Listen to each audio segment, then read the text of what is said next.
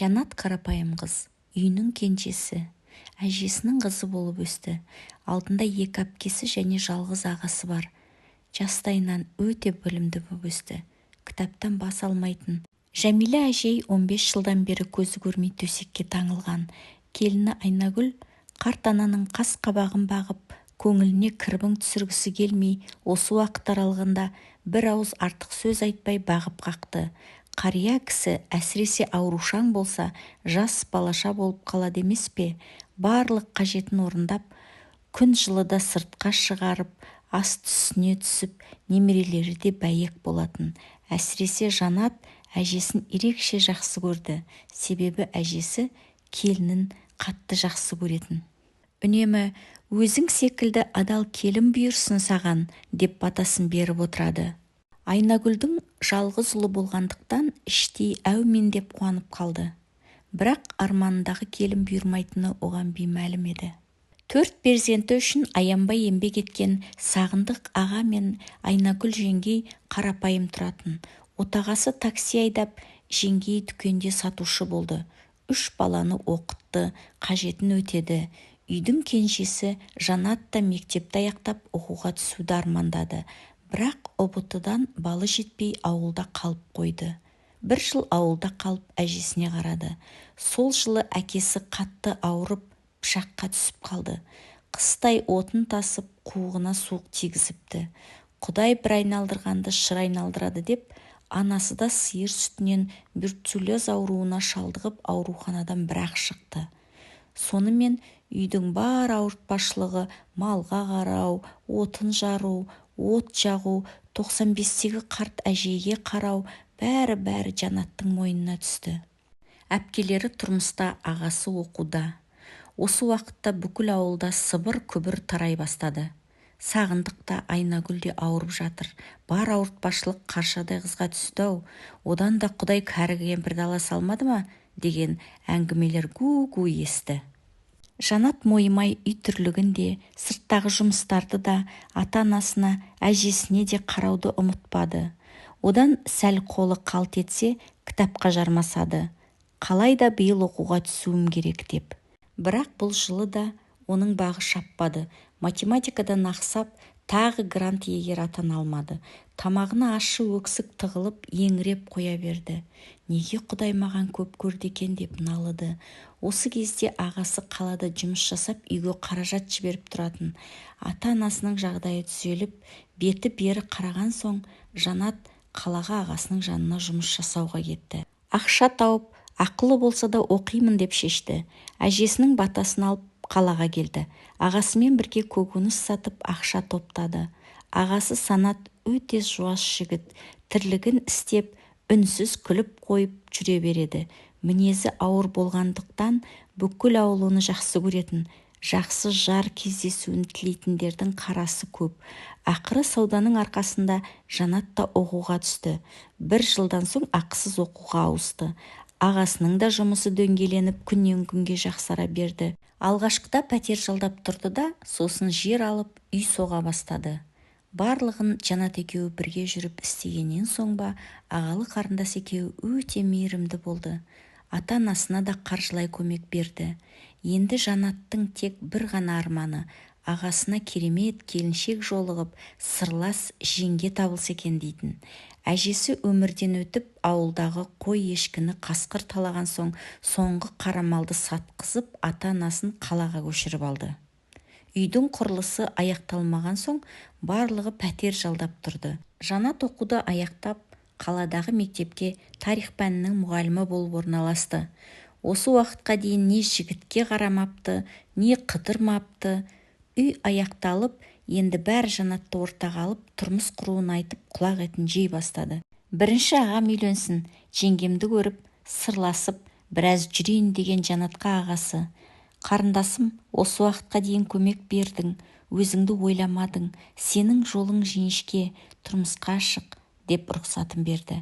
Жанат тұрмысқа шыққан соң, анасы келін алуды армандап, Санатқа жар іздей бастады. Балам, бір күн ауру, бір күн саумын, өзің білесің, қашанғы соқа басың сопайып жүресің, үйің бар, жұмысың бар, енді бір келіннің рахатын көріп, немере бағып отырайын деп күнде айтатын болды.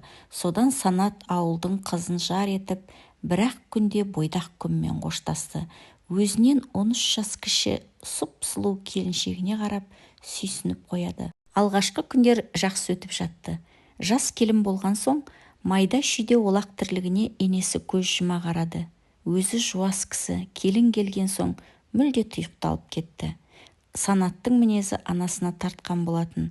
Келіншегі бастапқыда үндемейтін, бертін келе, неге сонша мінезің ауыр, неге үндемейсің, тілің бар ғой, айтсай, неге сонша сүмелексің, деп жайлы мінезін басқаға жорып тиісіп жүрді. Әлі жас қой деп Санат та үндемеді. Оқуын аяқтап дипломын алып берді. 2 балалы болғандықтан жұмысқа тұратындай болмады. Балалары әлі кішкентай. 3 жылдан аса үйде отырды. Үйде отырып жалықтың ғой, балаларға өзім қараймын. Жұмысқа тұрып бір мезгіл сыртта болып кел, деп енесі келініне қолдау білдірді. Жақын жердегі мектептің басшылығымен сөйлесіп, жұмысқа тұрғызды. Басында бәрі әдемі еді. Бір күні ойламаған жерден жұмыстан шығып келді. Үйдегілер сұраса, тіс жармайды. Бар айтатын жауабы, істегім келмейді, дейді. Қайынатасы мән-жайды білу үшін мектепке келді. Басшылыққа жазылған ол жиналыстың аяқталуын күтіп отыр. Бір кезде директордың бөлмесінен топырлап мұғалімдер шыға бастады. Орнынан көтерілген Сағындық аға кіруге беттеді. Алдынан шығып үлгерген директор мұны көрді де, сіз бе? Келіңіз, деп бөлмесіне қайта кірді. Айналайын балам, менің келген себебім, келінім осында оқытушы болып жұмысқа тұрып еді. Көп болмады. Таңертең күнде жұмысқа бармайым деп жатып алады. Себебін сұрасақ айтпайды. Мектепте бір жағдай болды ма? Деді сұраулы жүзбен. Келініңіз жұмыстан шығарылды. Ауданнан сондай бұйрық келді. Өзі неге айтпады екен? Хабары бар еді ғой. Ата-аналардың бірі шағым түсіріпті. Егер маған шағымдалғанда шешіп беретін едім істі насырға шапқызбай. Бірақ ол ата-ана тікелей ауданға шығыпты. Айтуынша баласына қол көтерген көрінеді. Оны келініңіз де растап отыр. Аңтарылып қалған Сағындық аға үнсіз есіктен шығып кетті. Үйге келгенше дәрмені құрып, аяқтары дірілдеп әрең жетті. Келді де бөлмесіне барып жатып қалды. Кешкі ас үстінде ақырын ғана әңгіме бастады. Келін шырағым, мектеп директорына жолықтым. Айтқандар рас па? Деді сабырлы үнмен. Рас, деп діңк етті келіні. Ішер асына түйіліп қалған қайын атасы әрі қарай не айтарын да білмеді. Келіні сөзді өзі жалғады. Ұрмай, енді ол Құдайдың ұлы ма еді? Тыңдамай миды аштады. Ұрдым, деді ашулы үнмен. Не жағдай болып жатыр, деп сөзге енесі Айнагүл араласты. Өткенде бір балаға қол көтергем, сумаңдап жетіп барыпты ғой, ата-анасы арыз жазып, деді де, болдым деп бетін сипап дастарханнан тұрып кетті. Масқара болдық қой көрші қолаңға, деп енесі бетін шымшыды. Осы оқиғадан кейін келіні үйде отырмаймын, жұмыс жасаймын деп ызыңдай бастады. 1-2 мектепке барып еді, еңбек кітапшасындағы жазуларды көріп қабылдамай қайтарып жіберді. Амалсыз мемлекеттік жұмысқа қабылдамаған соң пельмен цехына жұмысқа тұрды. Ұрыс жанжалдың барлығы осы жұмысқа тұрған соң басталды. Күйеуі Санат тым жуас. Келіншегіне артық ауыз сөзі жоқ. Тіпті қайда барасың, қайдан келесің деп те сұрамайды. Осы мінезін біліп алған жас келін бір жерге баратынын ескертуді де жөн санамады. Бірте-бірте күйеуіне де суық қарайтын болды. Жанына да жақындағысы келмей тыжыранып шыға келеді. Жұмысқа асығып ерте кетеді, кеш келеді. Келгенге дейін Айнагүл апа үй тірлігін тындырып қояды. Тіпті тамағына дейін дайындайды. Көрші қолаң сөз ете бастады. Келін алып қолың ұзармады-ау, өзің келін болып зыр жүгіресің деп ренжіді. Қайтем енді, байғұс жұмыстан шаршап келеді. Бір жағынан болсайында менде, құр үйде отыра бергенше, деп құтылады. Еріндерін сылп еткізіп көрші кемпірлер өзің біл дегендей иығын қиқаң еткізіп кетуге асығады. Күндер өтіп жатты. Келіннің жұмысы қауырды. Күннен күнге тым кеш келетін болды. Ата-енеге жақпайды ол әрине. Күйеуі де қадағалап сұрамаған соң, жас келін өз дегенімен жүретін халге жетті. Бірте-бірте мінезі де өзгеріп сала берді. Кеш келсе кептелісті сылтаурататынды шығарды. Бір күні Сағындық аға келіні кешіккен соң далаға шығып көрді. Дала тас қараңғы. Анадайдан көліктің жарығы байқалды. Шеттегі дүкенге кіріп темекісін алып шыққаны сол еді. Әлгі көліктен аяғын наздана басып келіні түсті. Сылық-сылық күліп қоштасқан ол аялдамаға қарай жүрді. Өз көзіне өзі сенбеген Сағындық аға дереу үйіне беттеді. Тез-тез басып кірген ол жүзі сұрланып келінін күтіп отыр. Немересін ұйықтатып Айнагүл апа да бөлмесінен шықты. Есікті ашқан келіні ата-енесін көріп тыжыранып қалды. Жақтырмаған сыңай танытып бөлмесіне кіріп бара жатыр еді, қайнатасы тоқтатты. Келін, айналайын, бүгін тым кеш келдің, оның үстіне... Я, жолдың бәрі пробка ғой енді, деді. Неге жұмысшылар таситын көлікпен келмедің? Әлгі машинедегі кісі кім? Бастығым, көлік бұзылып жұмысшыларды өзінің көлігімен тасыды бүгін. Енді бәріңізге отчет тапсырмайтын шығармын, деді ашуланып. Осы кезде Сағындық аға қатты ашуланып орнынан атып тұрды. Тапсырасың, осы үйде тұрасың ба? Демек бізге бәрін айтып отырасың, деді қалшылдап. Пысқырып та қарамаған келіні бөлмесіне кіріп кетті. Жұмысынан шаршап келген Санат демалып жатқан болатын. Оянып кетті. Сен не, енді келгенсің бе? Бүгін бәрін келісіп алып мені тергеп жатсыңдар ма әдейі? Саған не көрінді? Ештеңе, жатып демалайықшы, деді Санат. Келіннің мына жүрісі ұнамаған Сағындық аға күдіктене бастады. Іштей тына алмады. Барып кемпірін айтты. Ой-бой, мұның не шалау? Келін даңдып жүрсің бе? Бұзылса бұзылған шығар мәшинесі. Құрсын ешкім естімесін, деген соң Сағындық аға да сабасына түсіп үнсіз қалды. Бірақ күнде-күнде жеңіл көлікпен керуін қоймады. Соңында шыдай алмай кетті. Келін, отырыңыз, әңгіме бар. Айта беріңіз. Қандай әңгіме? Деді келіні кірпідей жиырылып. Келін шырақ, мені жақсылап тыңда. Бір емес, екі емес. Неге күнде-күнде бастығыңмен келесің? Мәшине бұзылды дейсің. Ал жарайды сендік. Жұмыстың көлігі болған соң дереу жөнделуі керек шығар. Басқа жұмысшыларды неге ала келмейді? Немене бастығыңа ерекше адамсың ба әлде? Не деп тұрсыз? Ұялмайсыз ба? Не айтып тұрғаныңызды білесіз бе өзі? Денім сау, басым орнында. Сол үшін не айтып отқанымды өте жақсы білемін. Ал жауап бер, неге?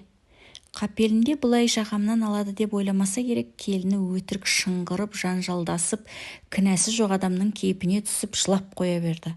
Араға енесі түсті. Шалау қой енді, жазықсыз кінә тақпайық та, көзбен көрмеген соң. Нені көрмеген соң? Нені? Жастарыңыз 50-ден асты. Жап-жас келінге бұлай жала жапқанша өле қалмадыңыздар ма? Бір аяқтарыңыз көрде бола тұра маған кінә тағып, деп ашуланды келіні. Мен көзбен көрген соң сұрап жатырмын. Неге күнде бастығыңа келеді деп. Басқа сұрақ қойдым ба, жала жаптым ба, мен тек не үшін дедім. Ал сен өзің жауап бере алмай жанжал шығарып отырсың. Осы кезде өтірік ашуланып бұл тақырыпты жаппақшы болды да, дастархан үстінде тұрған шай ішетін кесені алды да, қайын атасына қарай лақтырып кеп жіберді. Қақ маңдайға тиген кесе шытынап кетті де, маңдайынан қан бұрқ ете қалды. Зәресі ұшқан кемпірі атып тұрып, бинт әкеліп, йод әкеліп, зыр жүгіріп жүр. Өз үстіне ұялмаған келіні бөлмесіне бара жатыр еді атасы. Көргенсіз, деді атасы көзі аларып. Кім көргенсіз? Маған жала жапқансыз бе, әлде өзін өзі қорғаған мен бе? Деді келіні. Болды, енді шыдай алмайды екем, деп бөлмесіне жүгіріп кетті. Артынан енесі барды. Келіні заттарын жинап жатыр екен. Қызым-ау, мұның не? Атаңнан кешірім сұрамайсың ба? Неге заттарыңды жинап жатсың? Ләм-мим деп жауап қатпаған келіні тез-тез басып шығып кетті. Қайда кетті, кіммен кетті, келе ме жоқ па бәрі белгісіз. Кешкісін күйеуі келген соң мән-жайға қанық болды да үнсіз қалды. Санат үнсіз біраз отырды да, кетсе кетіпті да, онсыз да күніміз өтер. Балам 2 балашы, бізді іздейді ғой. Балаларды көріп тұрарсыздар анда-санда. Менің көңілім қалды. Әркімнен ол туралы естіп жүргендерім де жетеді. Ал бүгінгі қылығы тым шектен шығып кетті. Рас, әйел кісіге қол көтермеймін, соны пайдаланып жүрау шамасы. Мен енді онымен бірге тұрғым келмейді, деген Санат шаршадым деп бөлмесіне кіріп кетті. Айнагүл апа екі ортада қалып егіліп жылады. Келініне барайын десе, не деп барады? Кешірім сұрай ма? Қолым бір сілтейін десе, екі тәтті немересін қимайды. Олар да әбден ата-апасына үйренген. Кім білсін, олар қалай шыдап жүргенін. Осылай күндер өте берді. Келіннен бір хабар жоқ. Енесі Айнагүл немерелерін сағынып, мазасы кетті. Бір кемпір емес, үй ішінің бәрі сағынып жүр. Іштей тынады. Сағындық ақсақал мен Санат жұмыста болып кішкене көңілдері бөлінеді. Ал Айнагүл апаға өте қиын соқты. Күн ұзаққа көз жасына ерік беріп немерелерін іздейді. Ақыры шыдамаған ол келініне емес, құданың әпкесіне хабарласты. Себебі құда-құдағилары ертеректе қайтыс болып, үйдің үлкендері осы келіндері болып қалып еді. 80-ге келген әжесі бар, құданың анасы. Бірақ қауқарсыз қарияны кім тыңдасын? Оның сөзі тек келінге ғана емес, басқасына да өтпейді. Әйтеуір үйдің бір бұрышын паналағанына шүкіршілік айтып отырады. Өзінен кейінгі бауырларына тәрбие берудің орнына жандарына барып қайтпай отырған келіннің үйге оралуын, атасынан кешірім сұрауын айту үшін жаңағы Құдашаға, құданың әпкесіне хабарласты. Құдаша, сәлематсыз ба? дей беріп еді, Құдашасы дүрсе қоя берді. Жағдайымызды қайтейін деп едіңдер, қаршадай қызымызды алып, жетім деп елемедіңдер де, екі баласымен үйден қуып жібергендерің не? Ұят бар ма өздеріңде? Сізге келіннің қалай жеткізгенін білмеймін, бірақ өтірік көлгерсудің қажеті жоқ. Әңгіменің тоқ етері, қызымызды бөлек қойыңдар. Жас қой, өз күндерін өздері көрсін. Бір келінге қарап қалмаған шығарсыңдар. Біздің қызымыз болмағанда да күндерің өтті ғой. О несі, келін екен деп үй тірлігіне жегіп қою керек пе? Қажет пе, өзің жаса. Қызымызға бөлек отау құрып беріңдер, деді ызғарлы үнмен. Құдаша, келінді біз қуған жоқпыз. Кесе лақтырып атасының басын жарып, өзі кетті үйден. Жүріс-тұрысы өзгерген соң тергегеніміз рас. Келін болған соң әдеп пен ибаны білу керек емес пе? Оның үстіне жастай бізге тапсырдыңыздар. Әрі қарай өзіміз тәрбиелеп аламыз деп едік. Қысқасы бөлек шықсын, болмаса ажырассын. Екі баланы бағу қолымыздан келеді. Құдаша, ажырасқан нес?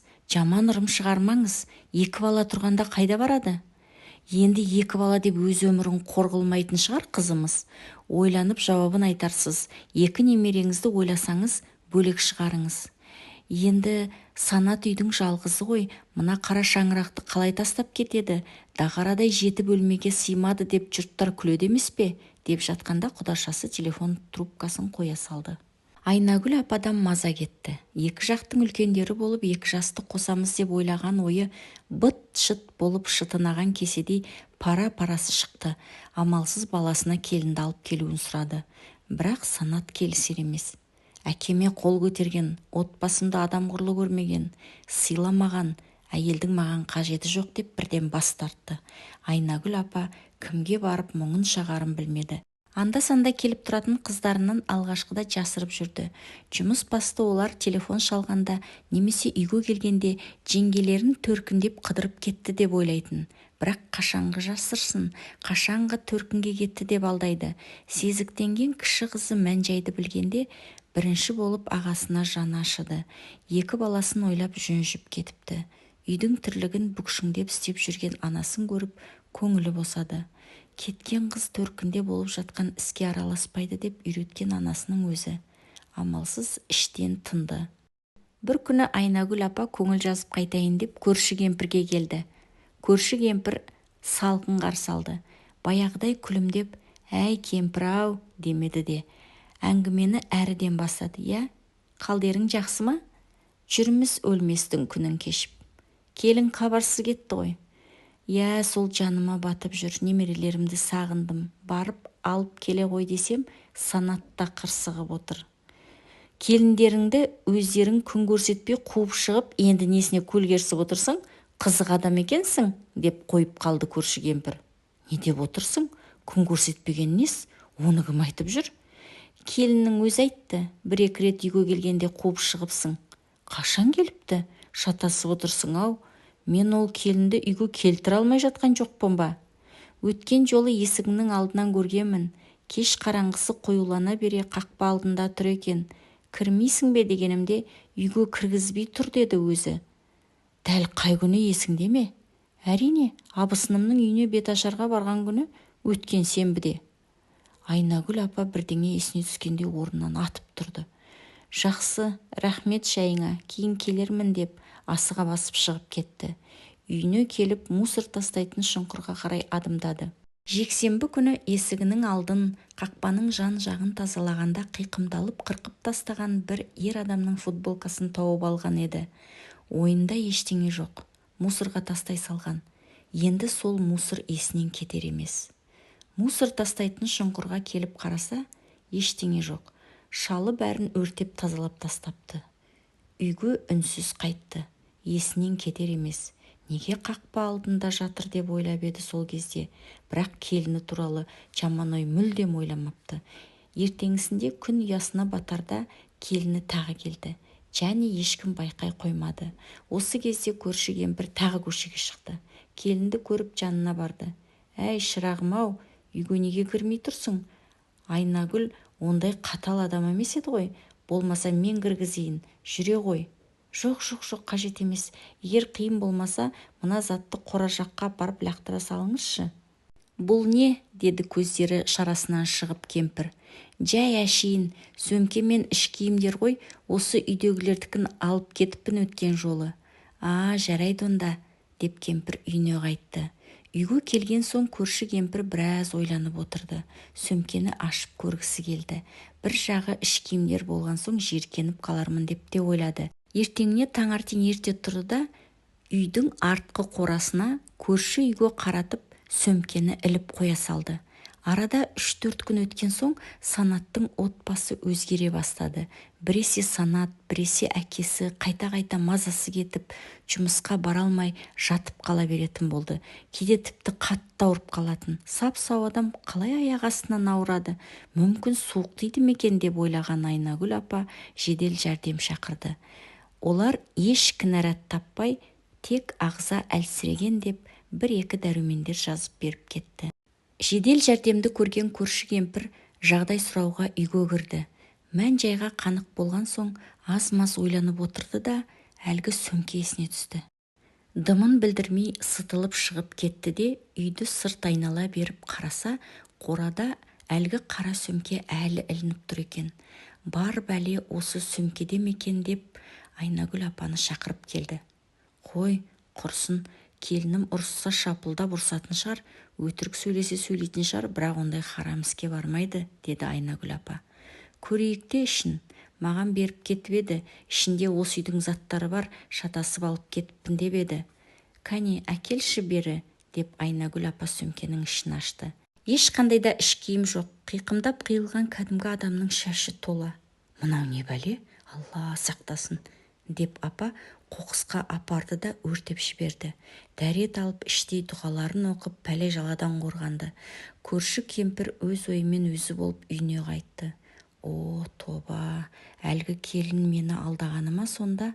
Алла сақтай көр деп жағасын ұстаған күйі үйіне кіріп кетті. Санат та Сағындық ақсақал да жағдайы жақсарып қайта жұмысқа шықты. Бірақ Санаттың денесін бір ауырлық басып тұрғандай сезінеді. Санат күні бойы жұмыста жүргенде ұмытып кетеді, ал кешкісін үйге келгенде денесін бір ауырлық басып тұрғандай сезінеді. Шаршау шығар деп жатып дем алады. Бір күні жұмыстан қайтып келе жатқанда телефонына SMS хабарлама келеді. Асығыста оқыған жоқ, көлік айдап келе жатқан соң телефонды қолына алмады. Сол бойы ұмытып кетті.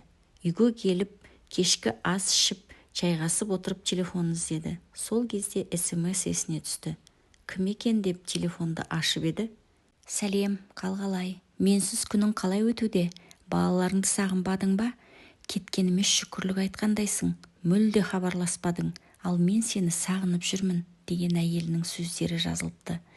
Біраз ойланып отырды. Сағынсаң үйге қайт деп қысқа қайырды. Бірақ жауап келмеді. Санат та артық ештеңе жазбады.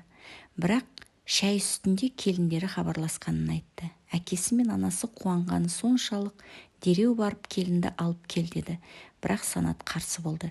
Әбден шекесіне тисін, қатесін сезінсін, өзі-ақ келеді кейін деді. Осы кезде тағы да телефонына СМС келді. Егер балаларыңмен бірге отбасы болып тұрғың келсе, бөлек шығамыз. Немесе үй мен көлікті менің атыма аударасың. Болмаса балаларыңды да мені де көрмейсің деді. Ашуланып орнынан атып тұрған Санат: көрдіңдер ме? Құрақ ұшып әкеле ғой келіндеріңді. Міне, нағыз оның бет бейнесі, оқыңыз, деп әкесінің алдына телефонды тастай салды. Сағындық аға мен Айнагүл апа үнсіз іштей тынып қала берді. Санат пен Сағындық аға өз жұмыстарына кетті.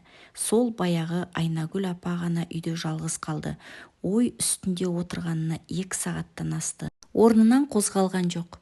Түс болғанда бірақ тұрды. Үйді реттегенсіп кешкі астың қамына кірісті. Күнделікті өмір өтіп жатыр. Келін сол күйі хабарласпады.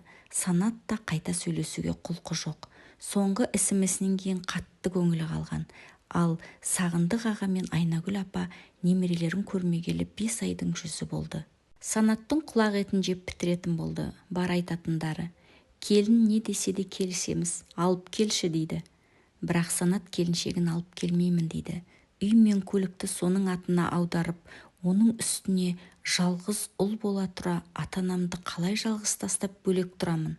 Одан да өмірден қатынсыз өткенім жақсы емес пе деп ойлады. Бірақ баяғы еңсесін басып тұратын қара күштен арылар емес. Ата-анасы амалсыз, баласы әкелмеймін, бірге тұрмаймын деген соң келіндеріне бара алмай отыр. Алайда күнде Санатқа жалынады. Қартайғанда немересіз қу басып қалай отырамыз деп жылайды Айнагүл апа. Ал сіз қалай ойлайсыз, тыңдарман? Санаттың іс-әрекетін дұрыс деп ойлайсыз ба? Қарттардың арман тілегі ше? Келіннің қылығын қалай бағалайсыз?